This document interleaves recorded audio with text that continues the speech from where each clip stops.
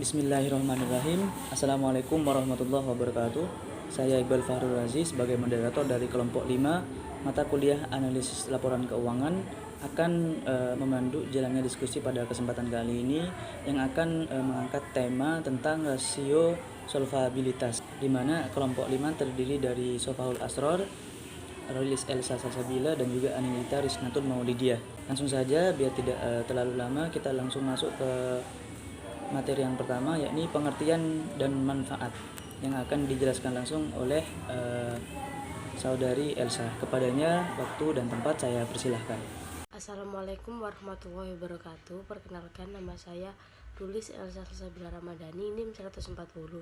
Di sini saya akan menjelaskan bagian pertama yang berjudul pengertian dan manfaat rasio solvabilitas. Yang pertama yakni tentang pengertian rasio solvabilitas. Rasio solvabilitas merupakan kemampuan suatu perusahaan untuk dapat membayar semua utang-utangnya jika pada saat itu perusahaan dibubarkan. Karena solvabilitas yang berhubungan dengan kemungkinan dibubarkannya perusahaan, maka penilaian dari aktiva yang dimiliki perusahaan harus didasarkan atas nilai jualnya. Solvabilitas dari sebuah perusahaan menunjukkan kemampuan perusahaan untuk memenuhi kewajiban keuangannya, baik jangka pendek maupun panjang, apabila perkiraan perusahaannya dilikuidasi. Suatu perusahaan yang solvable berarti perusahaan tersebut mempunyai aktiva atau kekayaan yang cukup untuk membayar semua hutang-hutangnya. Begitu pula sebaliknya, perusahaan yang tidak mempunyai kekayaan yang cukup untuk membayar hutang-hutangnya disebut perusahaan yang insolvable. Horngren dan kawan-kawan tahun 2005 menyatakan bahwa rasio solvabilitas adalah rasio yang menggambarkan kemampuan perusahaan dalam membayar kewajiban jangka panjang atau kewajiban lainnya apabila perusahaan dilikuidasi.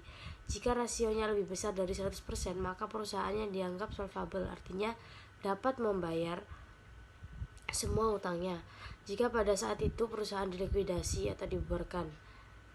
Kasmir menjelaskan bahwa rasio solvabilitas merupakan rasio yang digunakan untuk mengukur sejauh mana aktiva perusahaan dibiayai dengan utang. Artinya beberapa besar beban utang yang ditanggung perusahaan dibanding dengan aktivanya. Secara luas dapat dijelaskan bahwa rasio solvabilitas digunakan untuk mengukur kemampuan perusahaan untuk membayar seluruh kewajibannya, baik yang bersifat jangka pendek maupun jangka panjang apabila perusahaan dibubarkan atau dilikuidasi. Yang kedua yakni ada tujuan dan manfaat rasio solvabilitas. Dalam pertimbangan menggunakan modal sendiri atau modal pinjaman, haruslah menggunakan beberapa perhitungan. Dapat diketahui bahwa penggunaan modal sendiri atau pinjaman akan memberikan dampak tertentu bagi perusahaan. Pihak manajemen harus pandai mengatur rasio kedua modal tersebut. Adapun beberapa tujuan dan manfaat rasio solvabilitas yakni yang pertama, untuk mengetahui posisi perusahaan terhadap kewajiban kepada pihak lainnya atau kreditur. Yang kedua, untuk menilai kemampuan perusahaan dalam memenuhi kewajiban yang bersifat tetap. Yang ketiga, untuk menilai keseimbangan antara nilai aktiva, khususnya aktiva tetap, dengan modal. Yang keempat, untuk menilai seberapa besar aktiva perusahaan dibiayai oleh utang. Yang kelima, untuk menilai seberapa besar pengaruh utang perusahaan terhadap pengelolaan aktiva. Yang keenam, untuk menilai atau mengukur beberapa bagian dari setiap rupiah modal sendiri yang dijadikan jaminan utang jangka panjang. Dan yang terakhir, untuk menilai beberapa dana pinjaman yang segera akan ditagih dapat sekian kalinya modal sendiri yang dimiliki. Sekian presentasi dari saya. Assalamualaikum warahmatullahi wabarakatuh. Perkenalkan, nama saya Anindita Risnatun Maulidiah. Di sini saya sebagai pemateri kedua akan menjelaskan mengenai macam-macam rasio solvabilitas. Macam-macam rasio solvabilitas itu ada 5. Yang pertama yaitu rasio utang atau debt to asset ratio. Yang kedua yaitu rasio utang modal atau debt to equity ratio. Yang ketiga yaitu long term debt to equity ratio. Yang keempat times interest earned. Dan yang kelima yaitu fixed charge coverage. Baik, langsung saja. Yang pertama yaitu ada debt to asset ratio atau rasio utang. Rasio ini merupakan perbandingan antara total utang dengan total aktiva. sehingga rasio ini menunjukkan sejauh mana utang dapat ditutupi oleh aktiva. Debt ratio merupakan rasio yang memperlihatkan proporsi antara kewajiban yang dimiliki oleh seluruh kekayaan yang dimiliki. Berdasarkan hasil pengukuran, apabila rasionya tinggi, artinya pendanaan utang semakin banyak, maka semakin sulit bagi perusahaan untuk memperoleh tambahan pinjaman, karena dikhawatirkan perusahaan tidak mampu menutupi utangnya dengan aktiva yang dimilikinya. Demikian pula apabila rasionya rendah, semakin kecil perusahaan dibiayai oleh utang. Adapun rumus dari rasio utang ini yaitu total debt dibagi dengan total aset dikali 100%. Contoh perhitungan dari rasio ini yaitu dapat kalian lihat di PPT. Dapat diketahui total aktiva pada tahun 2019 sebesar 4.200 dan pada tahun 2020 sebesar 4.000.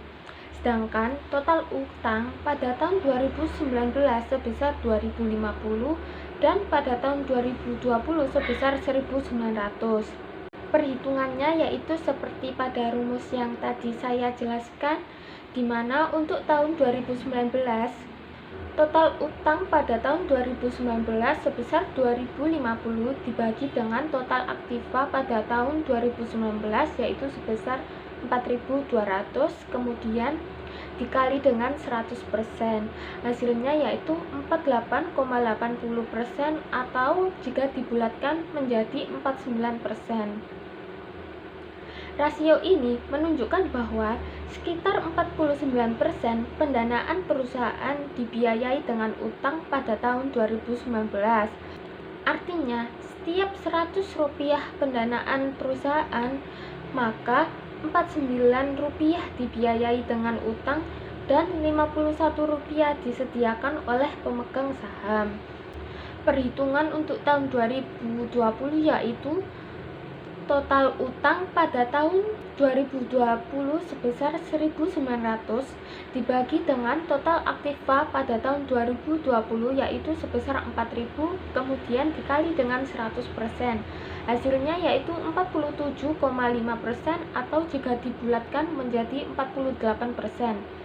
Yang artinya rasio ini menunjukkan bahwa sekitar 48% pendanaan perusahaan dibiayai dengan utang pada tahun 2020. Artinya setiap 100 rupiah pendanaan perusahaan, maka 48 rupiah dibiayai dengan utang dan 52 rupiah disediakan oleh pemegang saham. Jika rata-rata industri 40%, maka debt to asset ratio atau rasio utang perusahaan masih di bawah rata-rata industri, sehingga akan sulit bagi perusahaan untuk mendapatkan pinjaman. Kondisi tersebut juga menunjukkan perusahaan dibiayai hampir separuhnya berasal dari utang. Jika perusahaan bermaksud menambah utang, maka perusahaan perlu menambah dulu ekuitasnya. Secara teoritis, apabila perusahaan dilikuidasi masih mampu menutupi utangnya dengan aktiva yang dimiliki. Yang kedua yaitu rasio utang modal atau debt to equity ratio. Rasio utang modal menggambarkan sampai sejauh mana modal pemilik dapat menutupi utang kepada pihak luar. Rasio ini dapat mengukur hingga sejauh mana perusahaan dibiayai dari utang. Rasio ini disebut juga dengan rasio leverage, yang merupakan rasio untuk mengukur seberapa baik struktur permodalan perusahaan. Struktur permodalan perusahaan merupakan pendanaan permanen yang terdiri dari utang jangka panjang, saham preferen, dan modal pemegang saham. Jadi dapat disimpulkan bahwa debt to equity ratio merupakan perbandingan antara total utang dan modal yang menunjukkan kemampuan perusahaan untuk memenuhi kewajibannya dengan menggunakan modal yang ada. Adapun rumus dari debt to equity ratio yaitu total debt dibagi dengan total equity atau total utang dibagi dengan total ekuitas. Adapun contoh dari debt to equity ratio yaitu dapat kalian lihat pada gambar di mana total utang pada tahun 2019 sebesar 2050 dan pada tahun 2020 sebesar 1900. Sedangkan total ekuitas pada tahun 2019 sebesar 2.250 dan pada tahun 2020 sebesar 2.100. Perhitungannya yaitu untuk tahun 2019 total utang pada tahun 2019 yang sebesar 2050 dibagi dengan total ekuitas yang sebesar 1900 kemudian dikali dengan 100%. Hasilnya yaitu 91,11% atau jika dibulatkan menjadi 91%. Rasio ini menunjukkan bahwa kreditur menyediakan Rp91 pada tahun 2019 untuk setiap Rp100 yang disediakan pemegang saham atau perusahaan dibiayai oleh utang sebanyak 91%. Untuk tahun 2020, total utang pada tahun 2020 sebesar 1.900 dibagi dengan total ekuitas pada tahun 2020 yakni sebesar 2.100. Kemudian dikali dengan 100%, hasilnya yaitu 90,4% atau jika dibulatkan menjadi 90%. Rasio ini menunjukkan bahwa kreditur menyediakan Rp90 pada tahun 2020 untuk setiap Rp100 yang disediakan oleh pemegang saham atau perusahaan dibiayai oleh utang sebanyak 90%. Jika rasio rata-rata industri untuk debt to equity ratio sebesar 90%, maka perusahaan masih dianggap kurang baik karena berada di atas rata-rata industri. Demikian pula untuk tahun 2020 kurang baik dan tidak jauh berbeda dengan tahun 2019. Jadi, semakin kecil rasio utang modal, maka semakin baik. Dan untuk keamanan pihak luar, rasio terbaik jika jumlah modal lebih besar dari jumlah utang atau minimal sama. Yang ketiga yaitu long term debt to equity ratio, yaitu perbandingan antara utang jangka panjang dengan ekuitas dan merupakan rasio yang mencerminkan besarnya jaminan keuangan untuk menjamin atau membayar ekuitas. Long term debt to equity ratio merupakan rasio antara utang jangka panjang dengan modal sendiri. Tujuannya yaitu untuk mengukur berapa bagian dari jumlah setiap rupiah modal sendiri yang dijadikan jaminan utang jangka panjang dengan cara membandingkan antara utang jangka panjang dengan modal sendiri yang disediakan oleh perusahaan. Adapun rumusnya yaitu utang jangka panjang dibagi dengan total ekuitas. Contohnya dapat kalian lihat pada gambar berikut, di mana utang jangka panjang pada tahun 2019 sebesar 1.300 dan pada tahun 2020 sebesar 1.150. Kemudian total ekuitas pada tahun 2019 sebesar 2.250 dan pada tahun 2020 sebesar 2.100. Perhitungannya yaitu untuk tahun 2019, utang jangka panjang pada tahun 2019 sebesar 1.300 dibagi dengan total ekuitas pada tahun 2019 yakni sebesar 2.250 kemudian dikali dengan 100%. Hasilnya yaitu 57,7% atau jika dibulatkan menjadi 58%. Artinya, rasio ini menunjukkan bahwa kreditur menyediakan Rp58 pada tahun 2019 untuk setiap Rp100 yang dijaminkan untuk utang jangka panjang. Untuk tahun 2020 yaitu utang jangka panjang pada tahun 2020 yakni sebesar 1.150 dibagi dengan total ekuitas pada tahun 2020 yakni sebesar 2.100 kemudian dikali dengan 100%. Hasilnya yaitu 54,7% atau jika dibulatkan menjadi 55%. Artinya, rasio ini menunjukkan bahwa kreditur menyediakan Rp55 pada tahun 2020 untuk setiap Rp100 yang dijaminkan untuk utang jangka panjang. Jadi, Jika rasio rata-rata industri untuk long term debt to equity rasio sebesar 55%, maka perusahaan masih dianggap kurang baik karena berada sama dengan rata-rata industri pada tahun 2020.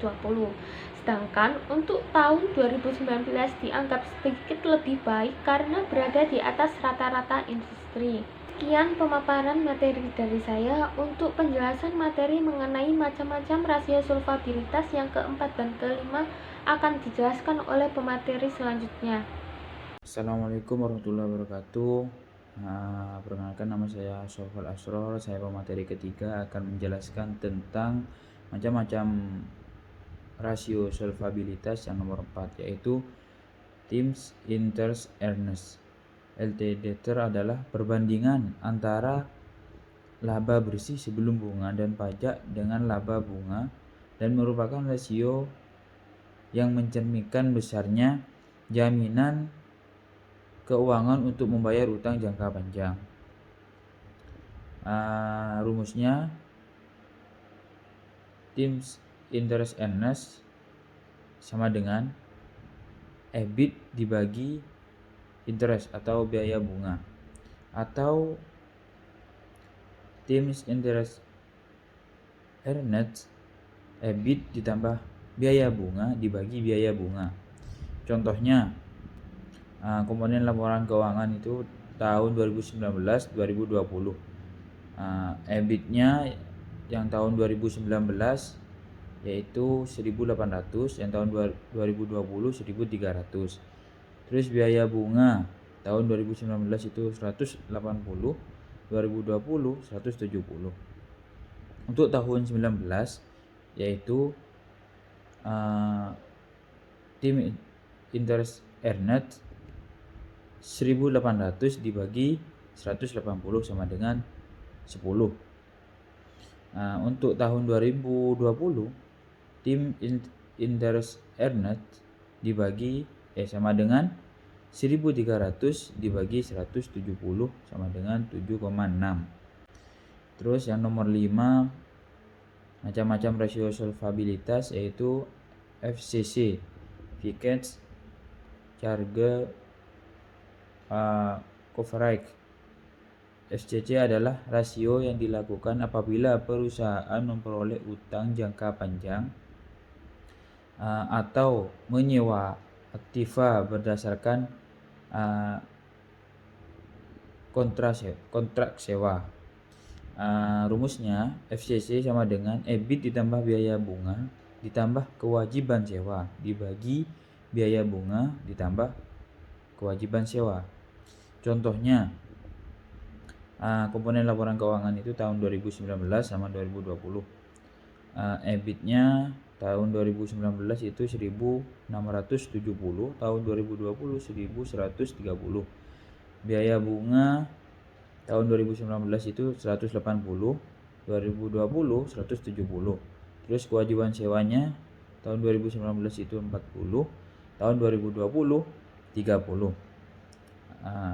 Untuk tahun 19 FCC sama dengan 1.620 ditambah 180 ditambah 180 ditambah 40 dibagi 180 ditambah 40 sama dengan 7,627. Untuk tahun 2020 FCC sama dengan 1.130 ditambah 170 ditambah 30 terus dibagi 170 ditambah 30 sama dengan 6,65